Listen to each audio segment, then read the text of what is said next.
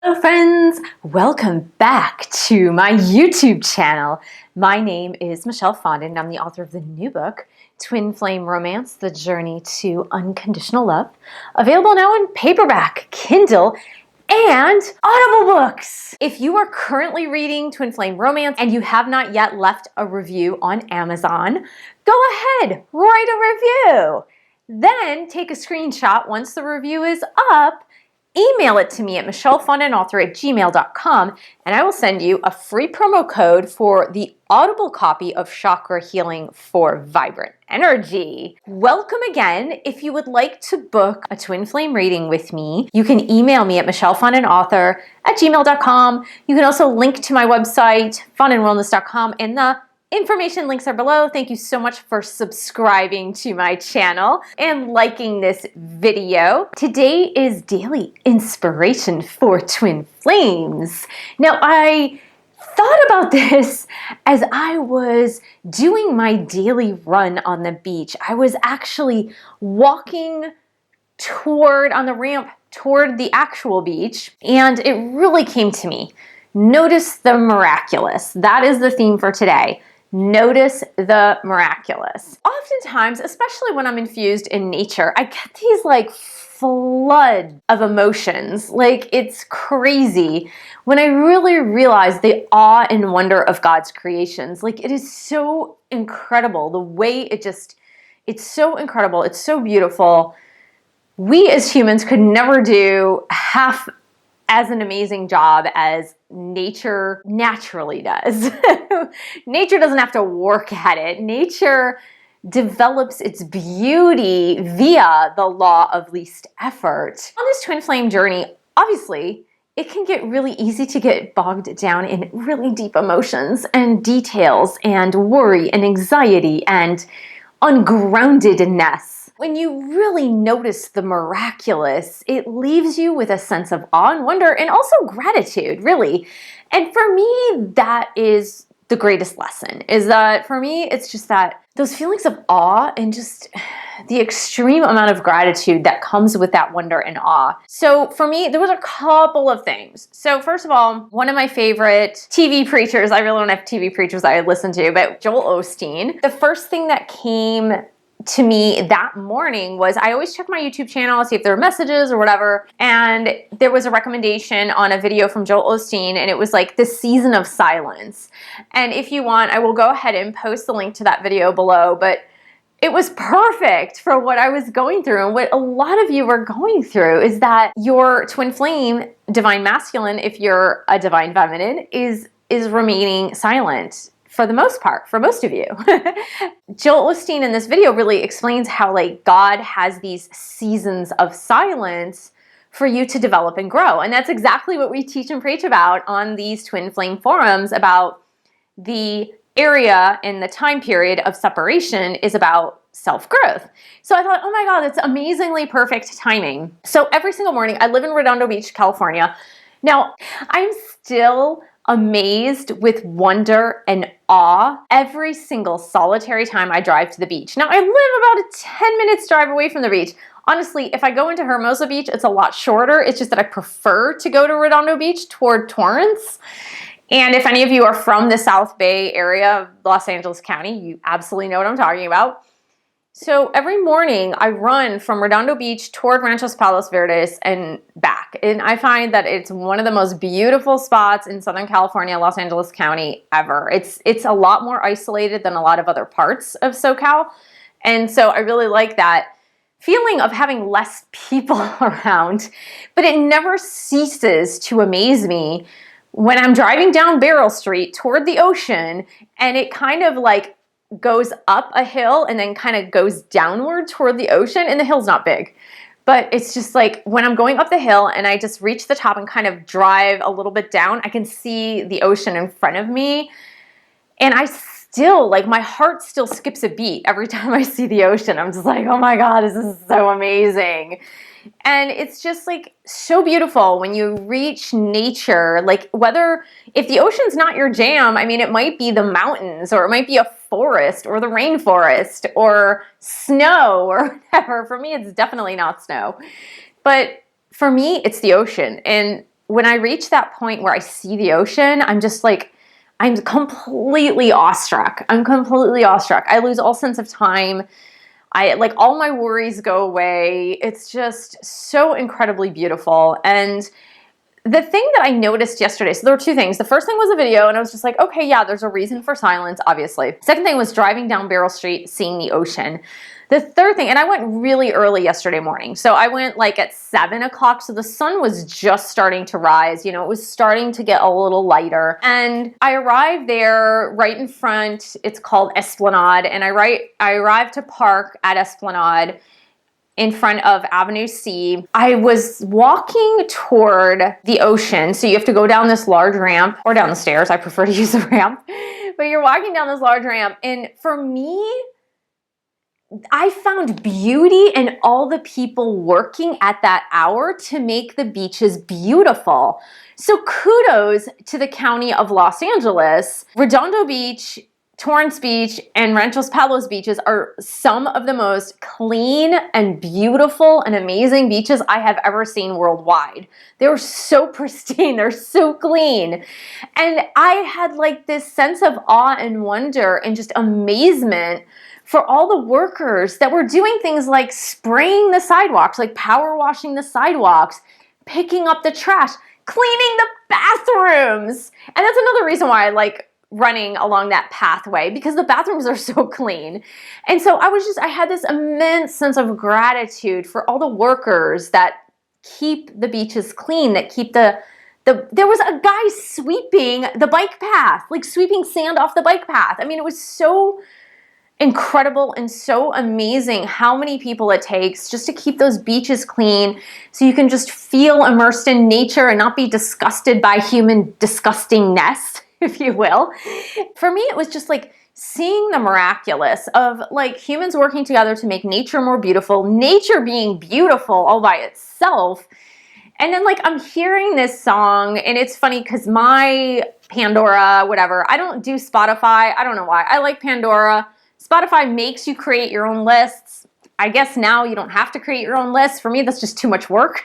I listen to Pandora, but what's really weird is that depending on the Wi-Fi connectivity area, as I get to the beach, it sometimes like goes to non-Wi-Fi mode, which just takes a bunch of my stations and it kind of mixes them and plays randomly whatever. I do have a contemporary Christian station on Pandora, and there's this beautiful song by Hillsong United called Avalanche, and it's just like, it brings me to tears each and every time. And I will also post that below if you're interested in listening to Avalanche, because you can get totally lost in that song.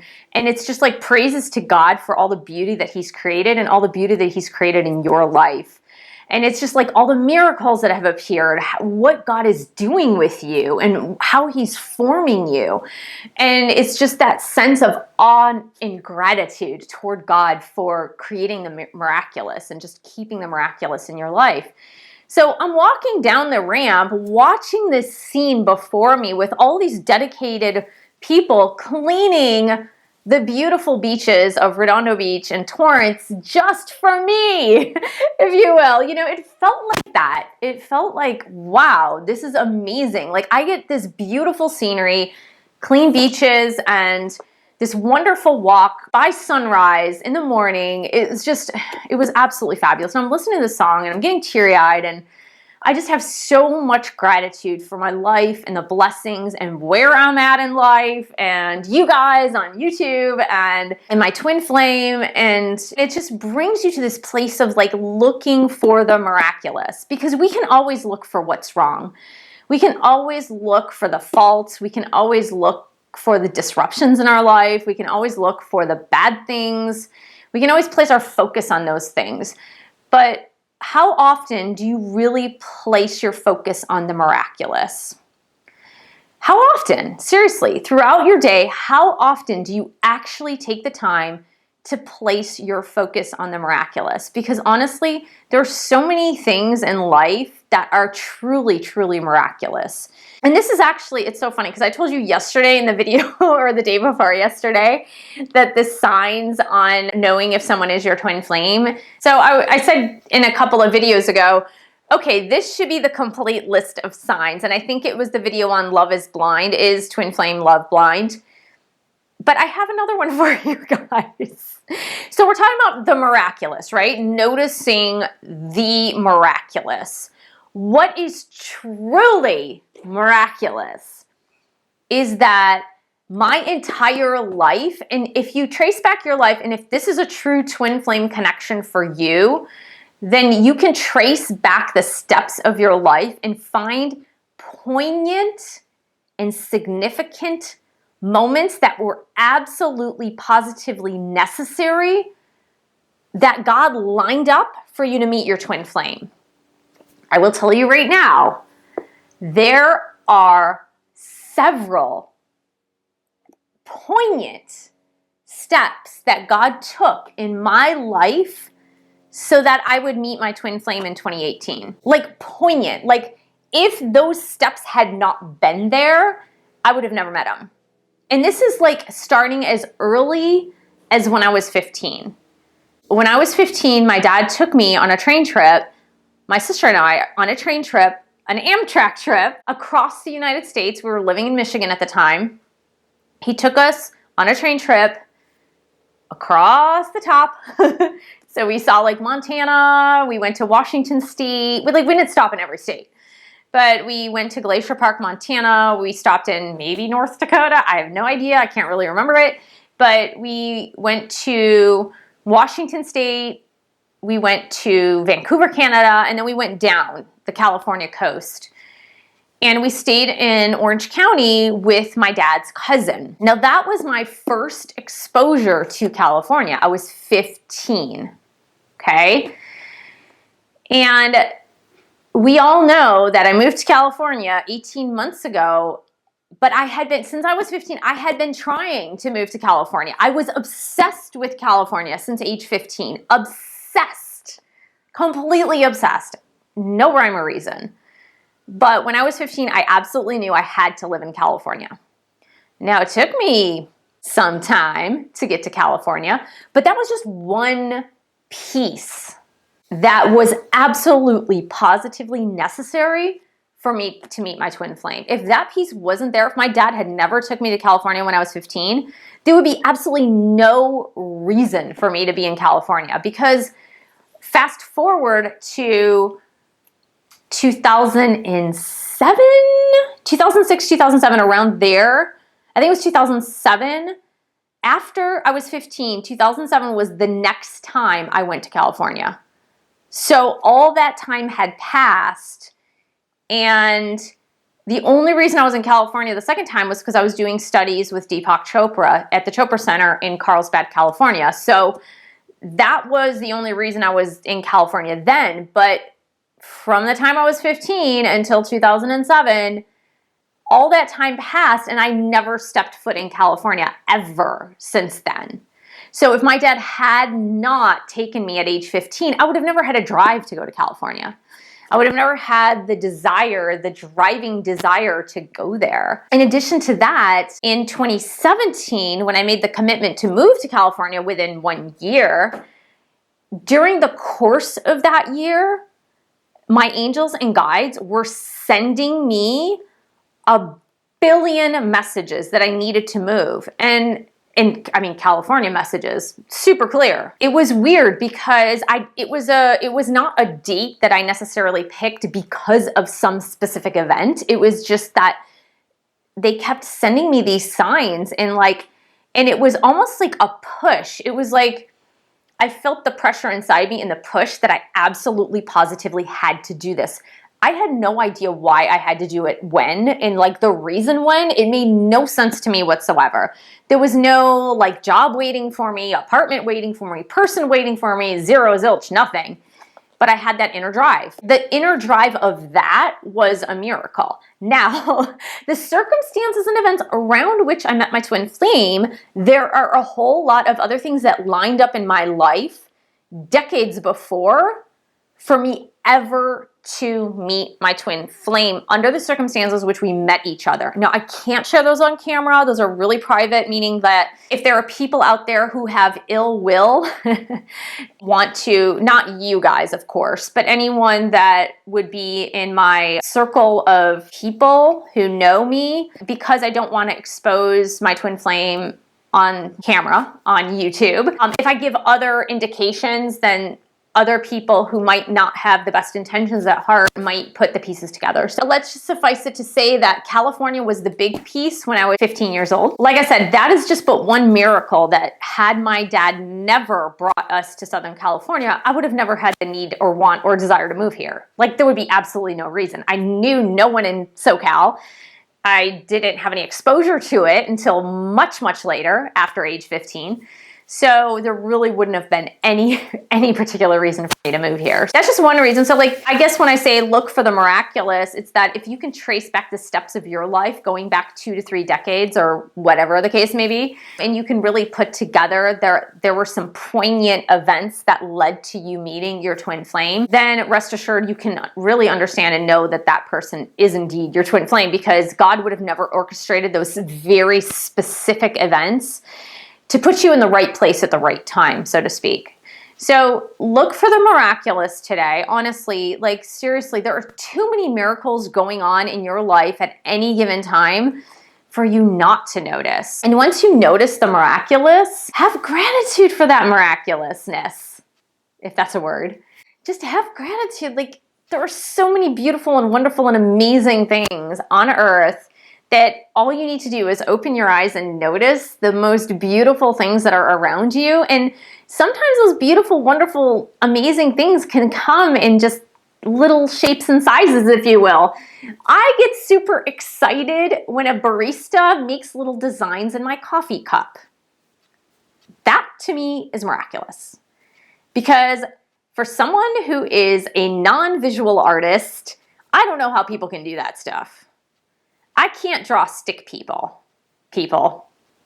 I can't even draw anything. If I tried, still couldn't draw anything. I really, really can't draw anything.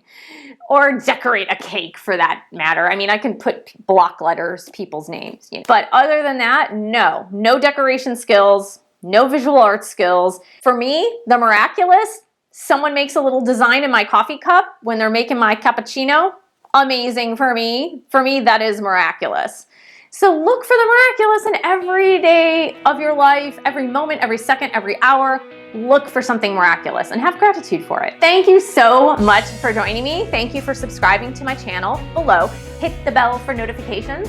Thank you for sharing this video with other twin flames. Thank you so much for your support of this YouTube channel. You can donate to the YouTube channel. The links are below. Buy a book, or 2, or 3. You can pledge your support on Patreon, www.patreon.com/michellefondinauthor, or shop at my Amazon store.